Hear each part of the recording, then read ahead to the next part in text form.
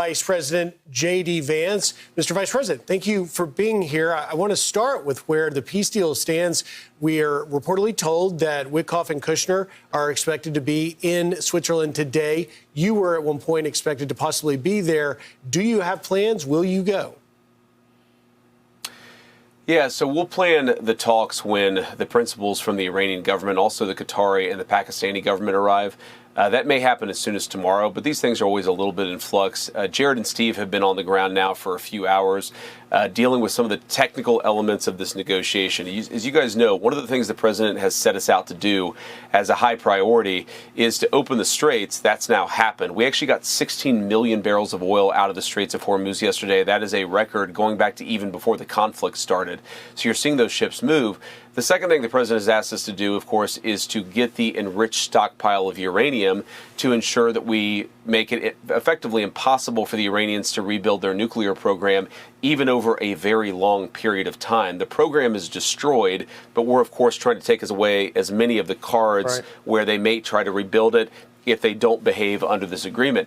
So that's the first part of the negotiation. My understanding, talking to Jared and Steve this morning, is things are going well. But of course, we're going to verify all of this. And that's the thing that, you know, a lot of the criticisms of the deal have really underappreciated, is that the United States has all the cards. The straits are now open. The Iranian military is now destroyed. The Iranians have committed to, of course, destroying that stockpile of enriched material, but we have a lot of economic pressure applied to the Iranians that we would be willing to relieve if they do what we need them to do. If they don't do that, of course, there's no skin off our back. They're still in a much weakened position. So do you have any immediate plans to join Jared and Steve? Yeah, I expect that I will leave sometime the next couple of days, but, you know, it's always a delicate coordination dance and the diplomatic protocols. I got to be honest with you, I don't really understand these things. I've never been particularly into diplomatic protocols. My attitude is, let's get on the ground and actually fix these problems. But they want to do a delicate dance. The Qataris and the Pakistanis want to make sure that we do this in the right way. So I'm trying to be respectful. Given my position of the last year and a half, I have to care about diplomatic protocols all of a sudden. Listen, last night I had Victor Davis Hanson on, the great Victor Davis Hanson, on my. I was guest hosting for Jesse Watters Primetime, and he laid out in an op-ed, and we discussed it on the show, a lot of the misconceptions about the deal, the memorandum of understanding, and this potential peace deal with Iran. And I thought he did a really good job doing that. I agree that there are misconceptions. But is it possible, Mr. Vice President, that there's not just misconceptions about the deal, but that there are different goals between the partners?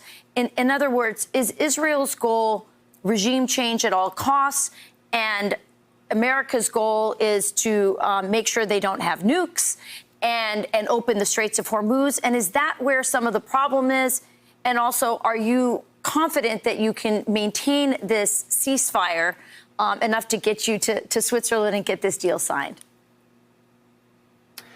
So first of all, Rachel, I'm very confident we can maintain the ceasefire. And I don't know if there's a divergence of goals or sometimes just a divergence of how to accomplish those goals. I obviously don't want to speak for the Israeli government. They've been a good partner in a lot of ways. But what the President of the United States has said, you know, counter to some of the elements within their government, is that we're going to give this negotiation a chance.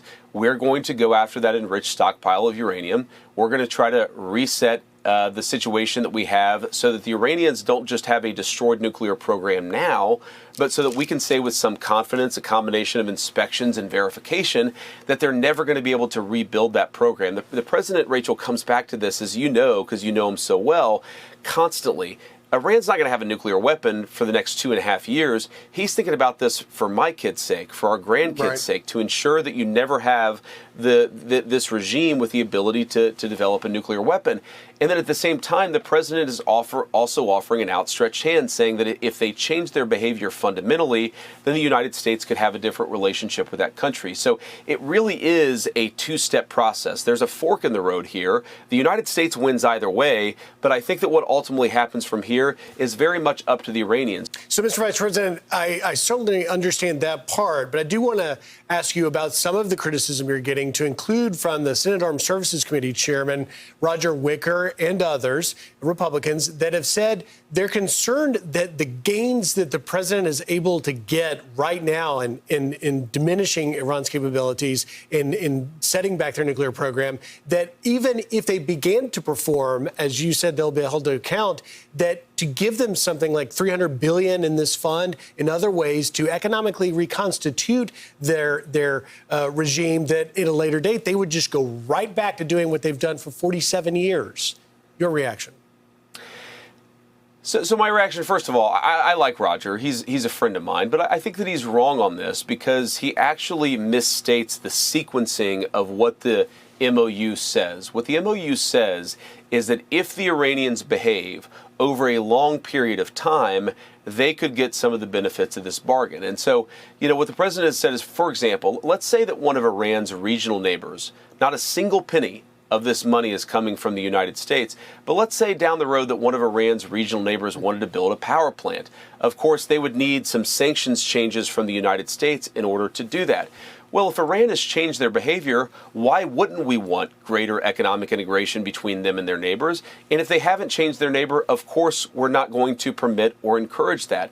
And so I think that Roger, in some ways, has made the mistake of some of the Democrats who have criticized this, which is that they assume that Iran gets the benefits without changing their behavior. That's not in the text of the agreement. That's not in the substance of any of the conversations that we've had. And I would say, with all due respect to Senator Wicker, the President of the United States has shown that he's very willing to be tough in order to accomplish America's security objectives. He's not going to lose in this negotiation what we gained over the last year and a half of our engagement with Iran. He is going to ensure that we maximize benefits for the American people, but he's also saying we don't want to have a situation where if the Iranians are willing to change their behavior, we say no. Isn't the change of behavior exactly what we want? And if they do that, of course, we're going to change our relationship with them. I do want to ask you about a question about the current state. Wall Street Journal reporting that the remnants of the Iranian Navy are actually turning ships back in the Strait of Hormuz. Is that, based on your understanding of the Memo of Understanding, is that a violation of the Memo of Understanding? If not, is that a problem? And if it is, what should be the response at this point in the negotiations if they are violating it? So I'm skeptical of that reporting, or at least of some of the conclusions that could be drawn from it. But let me try to explain this because it's actually quite important. So right now, the Straits of Hormuz, a 20-mile waterway that is a choke point for all this oil and gas, we know those straits have a lot of mines in them. Like I said just now, we got 16 million barrels out of the Strait of Hormuz in just the last 24 hours. That is basically to where it was before the war even started. And so that suggests that the straits really are open. Now, what I would believe is that if a ship was going near a minefield, either our Navy or somebody else's Navy, there are a lot of countries other than Iran who are in the region, might say, no, don't go there because there are mines there. And what the MOU contemplates is a 30-day period where we demine the straits, where we open up the traffic there. But no, we're not seeing any evidence that the Iranians are still closing down the Strait of Hormuz. It is going to take some time to clear those mines, though.